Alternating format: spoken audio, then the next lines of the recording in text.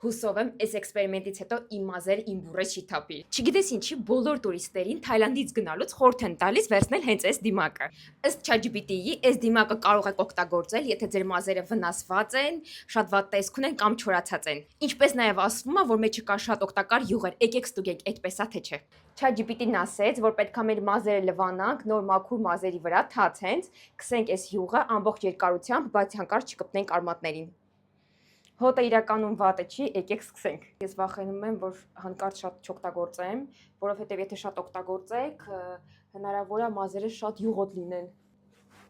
Ինձ թվում է շատ եմ քսել, բայց դեռ առաջի անգամ ենք փորձում։ Երեխեք քսելու ընթացքում զգացի, ոնց որ ադիկալոնի հոտ լինի ու տեքստուրան մասկայի շատ յուղային է։ Դիմակը քսելուց հետո այսպես պետքա պահենք 10-ից 15 րոպե, իսկ եթե ձեր մազերը վնասված են, կարեք մինչև 20 րոպե պահեք, հետո ջրով լավ լվանաք։ Ես մազերս լվացի, ծայրերը ճիշտն ասած փափուկ է, բայց դեռ կսպասենք 2 ժամ, որ մազերը լիովին չորանա ու արդեն կհասկանանք արդյոք մազերը լավ տեսք ունեն մասկայից հետո թե ոչ։ Իմ մազերը արդեն չորացել են, եթե մասկա քսած չներ, երևի այսպես կլիներ։ Իրան կգնահատեմ 10-ից 7, որովհետև նախ ինքը շատ մաչելի է, 1000 դրամ է։ Իրա տեքստուրան շատ խիտ է, կարաք մի քանի ամիս օգտագործեք։ Ու չգիտեմ, ես հավանեցի, չեմ ասի շատ լավ էր, բայց չեմ ասի շատ վատ էր, այդպես։